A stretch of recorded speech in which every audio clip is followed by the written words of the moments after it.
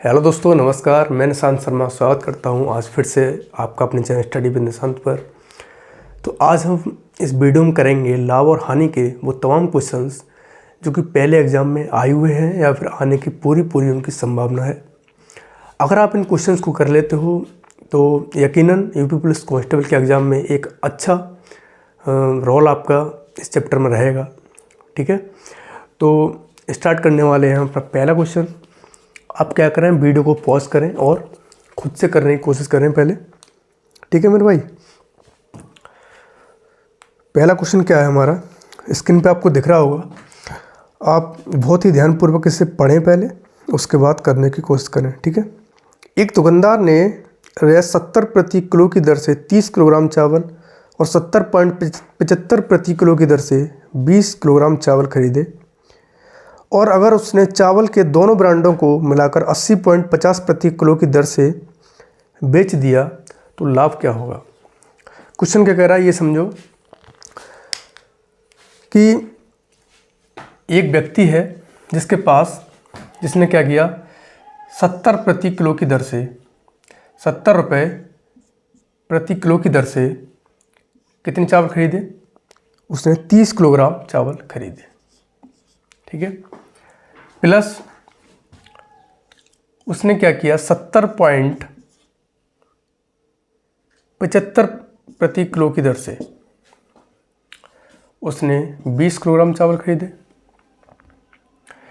Total चावल कितने हो गए आपके, 30 किलोग्राम और 20 किलोग्राम। टोटल अमाउंट हम निकाल लेंगे, इनकी मल्टीप्लाई आप कर लो, 7 या 21, ये 2100 रुपये हो गए। इधर आप करोगे 5 दूनी 10, 7 दूनी 14, 15 5 कैरी 1 और ये 7 दूनी 14। ठीक है, पॉइंट आपका ये हट जाएगा, यहाँ पॉइंट लग जाएगा तो ये आपका ये हट जाएगा 0। ठीक, 2100 रुपये के उसने 30 किलोग्राम चावल खरीदे और 1415 रुपये के उसने 20 किलोग्राम चावल खरीदे। दोनों का अमाउंट आप देख लो, दोनों कितने, दोनों अगर 2100 और 1415 रुपये उसने खर्च किए तो टोटल अमाउंट उसने कितना खर्च किया। तो आप इसमें ये प्लस कर लो,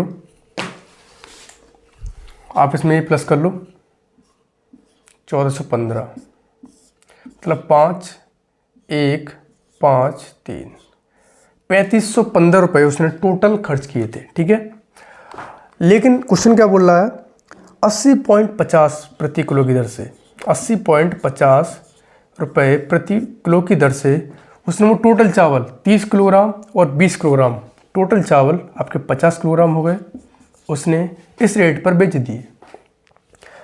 आप इसकी मल्टीप्लाई करोगे, 5 0 0 5 25 5 2 8 5 40। ठीक है, तो आपका ये इधर पॉइंट हट जाएगा। 3515 रुपये उसने चावल खरीदे थे और टोटल 4025 रुपये के उसने चावल बेच दिए। टोटल लाभ या हानि, तो आपको इसमें लाभ हो रहा है। आपका लाभ कितने का हो रहा है, 3515 इसमें से घटा दोगे आप, 3515 रुपये आप इसमें से घटा दोगे, 0 1 5। ठीक है, 510 रुपये आपको क्या मिल जाएगा, लाभ। इतना इससे लाभ हुआ था टोटल व्यापार में। ठीक है,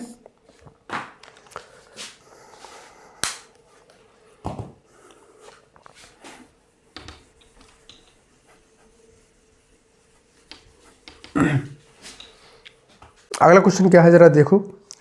एक व्यापारी ने 20% की हानि पर 1 लेख बेचा। यदि विक्रय मूल्य में 100 की वृद्धि होती है, आप ये इसने जो दे रखा है 100 की वृद्धि होती है, आप जरा इसको याद रखना, अभी इसको अप्लाई नहीं करना है। तो उसे 5% का लाभ होगा। लेख की लागत मूल्य क्या रहेगी। उसने क्या किया, 20% की हानि पर 1 लेख बेचा। कोई भी लेख मान लो आप 100% था, उसने 20% की हानि पर बेचा, मतलब उसने 80% में वो बेचा। ठीक है, बेचा। यदि विक्रय मूल्य में 100 रुपये की वृद्धि होती है तो 100 रुपये अभी आप जस्ट भूल जाओ उन्हें।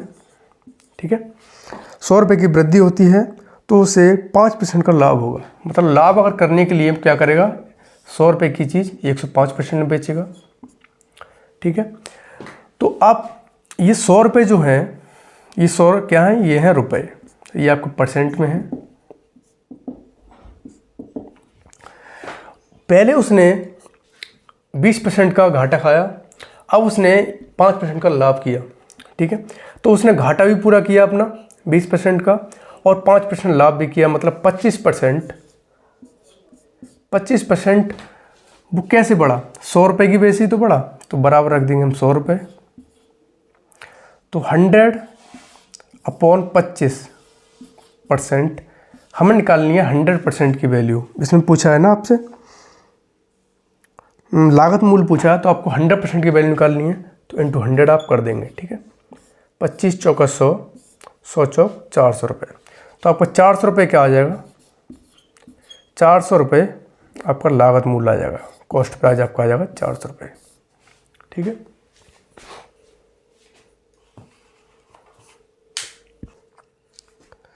हमारा अगला क्वेश्चन क्या कह रहा है, ये देखो, एक विक्रेता 8 रुपये में 9 केले खरीदता है और 9 रुपये में 8 केले बेचता है, इसका लाभ या हानि क्या होगा। ये क्वेश्चन देखने में तो आपको बहुत ही आसान लगेगा, लेकिन ये एसएससी सीजीएल मेंस 2018 में आया हुआ है आपका। ये करना थोड़ा टफ हो जाता है अगर आप इसे ठीक से नहीं समझोगे तो। क्या बोल रहा है, एक विक्रेता 8 रुपये में 9 केले खरीदता है, मतलब एक केले की हम कीमत निकालेंगे। 8 रुपये में 9 केले खरीदता है, तो एक केले की कीमत निकालने के लिए, एक केले की कीमत निकालने के लिए अब क्या करोगे कि 8 ऊपर रख दोगे, 9 से इसे भाग कर दोगे, ये आपकी एक केले की कीमत है। और 9 रुपये में 8 केले बेचता है, मतलब 9 रुपये में 8 केले बेचता है, तो आप इसमें भी एक केले की कीमत निकालोगे। केले की कीमत क्या हो जाएगी, 9 आप ऊपर रख दोगे, 8 नीचे रख दोगे, तो उसका लाभ या हानि प्रतिशत पूछा है। एक बात बताओ मुझे, 8 रुपये में 9 केले वो खरीदता है और 9 रुपये में अगर 8 केले बेचता है, तो उसका लाभ होगा या हानि।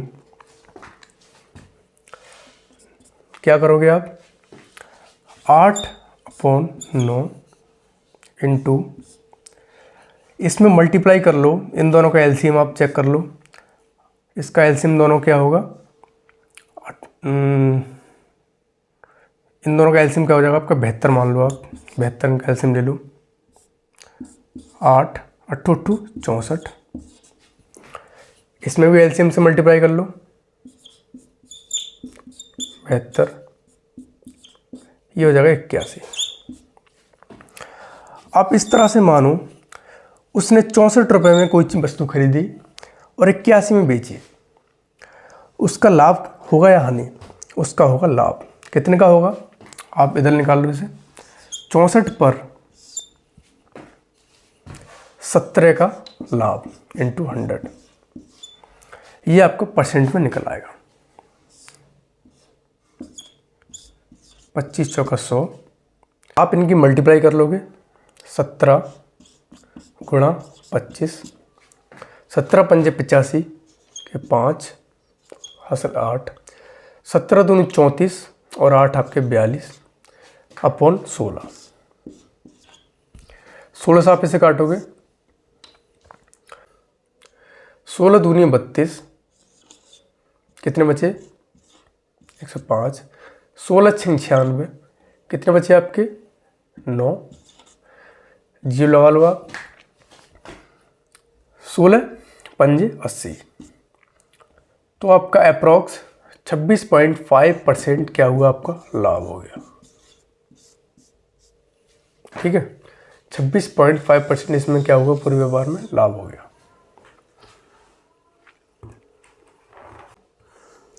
अगला क्वेश्चन देखो, अगला क्वेश्चन क्या कह रहा है आपका, 30 खिलौनों का लागत मूल्य 40 खिलौनों के बिक्री मूल्य के बराबर है, लाभ या हानि प्रतिशत बताइए।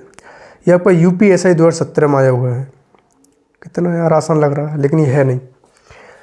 30 खिलौनों का लागत मूल्य, लागत मूल्य मतलब 30 खिलौनों का कॉस्ट प्राइस 40 खिलौनों के बिक्री मूल्य के बराबर है। मतलब 40 खिलौनों के सेलिंग प्राइस के बराबर है। हानि परसेंट की गणना करें। लाभ या हानि परसेंट, इसमें लाभ हो गया हानि, देखना जरा। आप इसमें क्या करें, कॉस्ट प्राइस और सेलिंग प्राइस इन दोनों का रेशियो बना लो। कॉस्ट प्राइस के सामने वाली वैल्यू सीपी की रहेगी और सेलिंग प्राइस के सामने वाली वैल्यू सेलिंग प्राइस की रहेगी, एसपी की रहेगी। ये कितनी है 40 और ये कितनी है 30, ये कितनी है 30। दोनों का रेशियो आप निकल आएगा 4:3 का रेशियो आपका दोनों को निकल आएगा। ठीक है, 4:3 का रेशियो निकल आएगा। अब इसमें 4 रुपये की कोई चीज़ खरीदी, 3 की अगर बेचोगे तो इसमें क्या होगा, घाटा ही घाटा होगा। 4 पर 1 का घाटा इंटू 100, 25 चौका 100, मतलब 25% का उसे क्या हुआ, हानि हुई। ठीक है, लॉस हुआ। देखने में भी सरल है, करने में भी उतना ही सरल है अगर आप इसे समझ पाए तो। ठीक है, अगला क्वेश्चन क्या है हमारा, एक व्यक्ति 1 रुपये में 15 आम खरीदता है। 1 रुपये में उसे कितने आम बेचने होंगे ताकि 25% की हानि हो। आप पहले क्या करें, एक आम की कीमत निकालें। आप एक आम की कीमत कैसे निकालोगे, 1 रुपये में 15 आम खरीदता है, 1 रुपये में 15 आम खरीदता है वो। एक आम की कीमत निकालने के लिए एक आप ऊपर रखोगे, 15 से इसे दे दोगे भाग। ठीक है, अब ये जो मूल्य है वो अपने आप में 100% मूल्य है उसका। 25% की हानि होती है तो मतलब इस मूल्य को 25% कम करना होगा। 100 से कर दोगे मूल्य आप 75, 25 3 75, 25 चौका 100, 3 पंजे 15, 1/20। उसने 1/15 में कोई वस्तु खरीदी और 1/20 मूल्य पर उसे बेचनी होगी, तभी तो उसे 25% का लाभ होगा, सॉरी 25% की हानि होगी। अब 1 रुपये में वो कितनी वस्तुएं बेचनी होंगी, तो आप क्या करोगे, 1 को आप 1/20 से भाग दे दोगे, ये आपको ऊपर चला जाएगा। ये आपको ऊपर जाने के बाद 20 × 1/1 हो जाएगा ये, तो इसकी वैल्यू आप कितनी आ जाएगी, 20 वस्तुएं। ठीक है, 20 इसका आंसर आ जाएगा आपका। बड़ा ही सिंपल है अगर आप ये कर पाए तो। ठीक है, अगला क्वेश्चन क्या कह रहा है हमारा, ये देखो, रमेश ने कोई पुस्तक 30% की हानि पर बेची। क्वेश्चन जो भी बोल रहा है करते रहो। रमेश ने कोई पुस्तक 30% की हानि पर बेची, मतलब 100% की चीज़ उसने 70% में बेच दी। ठीक है, वह उसे 140 रुपये अधिक पर बेचता तो उसे 40% लाभ होता। 140 अभी आप जस्ट होल्ड करो, 40% लाभ होता, मतलब 100 की चीज़ पर 40% लाभ कब होगा, जब वो 140 में बेचेगा। ठीक है, ये आपका ये तीनों ही क्या है, परसेंट में है आपके ये। लेकिन आपने जस्ट 140 होल्ड किया था, तो जो 140% का लाभ जब हो रहा था, क्यों हो रहा था, वो जो 40% का लाभ उसे हो रहा था, क्यों हो रहा था, 140 रुपये की वजह से, बढ़ने की वजह से। ठीक है, 140 रुपये बढ़ने की वजह से हो रहा था। तो 70% पहले वो बेच रहा था, तो 30% उसे क्या हानि हो रही थी, 30% हानि ये प्लस 40% लाभ ये, मतलब 30 + 40, टोटल 70% की वैल्यू आपकी क्या है, 140। टोटल 70% की वैल्यू क्या है, 140। आपसे क्रय मूल्य पूछा है, मतलब 100% की आपसे वैल्यू पूछी है, तो आप क्या करोगे, 140 अपॉन 70% इंटू 100% की वैल्यू आपसे निकालनी है, तो इंटू 100 आप कर देंगे। ठीक है, 7 दूनी 14, 0, मतलब 200 रुपये उसका क्या था, कॉस्ट प्राइस था। ठीक है, अगला क्वेश्चन क्या कर रहा है हमारा, ये देखो, यदि 40 कुर्सियाँ रुपये 10,000 में खरीदी गई हैं तो 60% लाभ कमाने के लिए 10,000 में कितनी कुर्सियाँ बेची जानी चाहिए। ये क्वेश्चन आपको दिल्ली पुलिस कांस्टेबल 2017 में आया हुआ है। करते हैं जरा से। 40 कुर्सियाँ 10,000 रुपये में खरीदी गई हैं, 60% लाभ कमाने के लिए उसे 10,000 में कितनी कुर्सियाँ बेची जानी चाहिए। पहले आप एक कुर्सी का मूल्य निकालोगे। एक कुर्सी का मूल्य निकालने के लिए 10,000 अपॉन 40 से भाग दे दोगे आप। ये आपका एक कुर्सी का मूल्य है। अगर उसे 60% लाभ कमाना है तो उससे जो है कीमत को 100 से 160 ले जाना पड़ेगा। ये मानोगे आप, नहीं मानोगे। 100 से कीमत 160 करनी पड़ेगी। आप इनको काट लो, 4 चौक 16, मतलब वो अब जो है 400 रुपये की एक कुर्सी बेचेगा। 400 रुपये की एक कुर्सी को बेचेगा, ठीक है। 400 रुपये की एक कुर्सी वो बेचेगा। तो 10,000 में कितनी कुर्सियाँ बेची जानी चाहिए। तो आप 10,000 से भाग दे दो 400 से 10,000 को, 25, मतलब उससे 25 कुर्सियाँ बेची जानी चाहिए। 25 कुर्सियाँ वो आप बेचिए जिससे उसे 60% का लाभ हो, ठीक है। अगला क्वेश्चन क्या कह रहा है हमारा, 8 बाल्टी और 5 मगों की कुल लागत रेस 92 है और 5 बाल्टी और 8 मगों की कुल लागत रेस 77 है। 8 मग को आप m लिख लो। 8 मग और 8 बाल्टी और 5 मग की लागत कीमत कितनी है, 92 रुपये। 5 बाल्टी और 8 मग, इनकी लागत की कीमत कितनी है आपकी, रह 77 रुपये, ठीक है। आप क्या करोगे, इसमें निकालना क्या है आपको, 2 मग और 3 बाल्टी की कीमत, मतलब 2 मग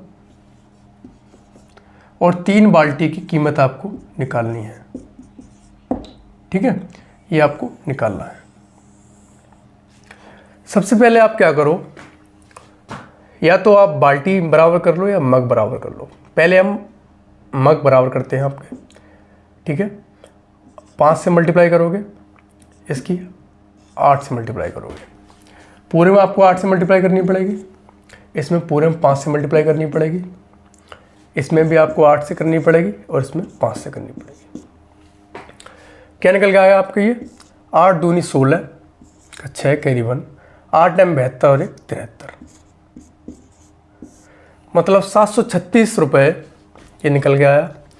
और ये 7 पंजे 35 के 5, 7 पंजे 35 और 3 38, ठीक है।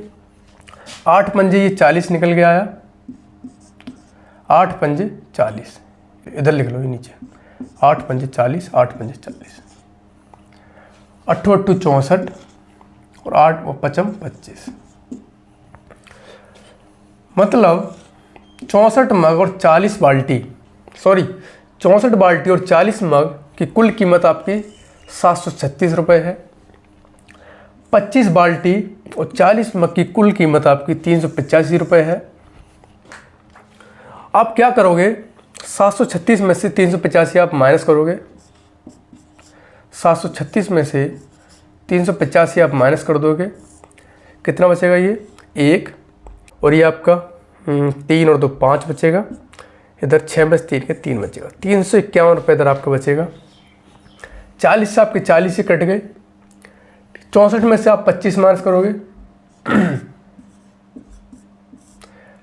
64 में से अगर आप 25 माइनस करोगे तो ये 5 और 4 9, और ये इधर 5 में से 2 3, 39 रुपये, ठीक है। तो 351 अपॉन 39, ये आप कितनी बार जाएगा, ये आपका जाएगा 9 बार। मतलब एक बाल्टी की कीमत आपकी 9 रुपये है। आपसे पूछा 3 बाल्टी की कीमत, तो 9 × 3 मतलब 27 रुपये आपकी 3 बाल्टी की कीमत हो गई। 3 बाल्टी की कीमत हो गई 27 रुपये आपकी। प्लस आपको 2 मक्की और निकालनी है। अगर आपको 1 बाल्टी की कीमत पता है 9, तो आप किसी भी इक्वेशन में रख दो। आप पहले इस इक्वेशन में रख दो, आप इस वाली में 1 बाल्टी की कीमत 9 रुपये है। 8 बाल्टी की 8 9 72 रुपये हो गई। 92 से अगर आपका 72 जाएगा, 92 से अगर आपको 72 घटाएंगे हम, तो आपको क्या बचेगा 20। मतलब 5 मग की कीमत, 5 मग की कीमत आपकी 20 रुपये थी। ठीक है, 20 रुपये थी। 1 मग की कीमत कितनी हो जाएगी? 1 मग की कीमत आपकी 20/5 हो जाएगी, मतलब 4 रुपये हो जाएगी। ठीक है मेरे भाई। आपको पूछा 2 मग की कीमत, तो 4 × 2 8 रुपये ये हो गई 2 मग की कीमत। टोटल आपसे पूछा 3 बाल्टी की कीमत आपकी 27 निकल के आ गई। 2 मग की कीमत आपकी 8 निकल के आ गई। 2 मग की कीमत आपकी 8 निकल के आ गई। टोटल अगर आप इसे प्लस करोगे तो कितना हो जाएगा? 15 × 1 3 35 रुपये आपका इसका क्या हो जाएगा? आंसर। ठीक है, 35 रुपये आपका इसका क्या हो जाएगा? आंसर। हमारा अगला क्वेश्चन क्या कह रहा है, ये देखो। किसी वस्तु को अंकित मूल्य के 3/4 पर बेचने से 3/4, इससे आप क्या समझते हो? किसी वस्तु को उसके अंकित मूल्य से 3/4 बेचने पर आप क्या करें इस क्वेश्चन में? ये आपका एमआरपी हो गया, मतलब अंकित मूल्य हो गया। ऊपर आप कॉस्ट प्राइस रखें, नीचे आप सेलिंग प्राइस रखें, एसपी। ठीक है।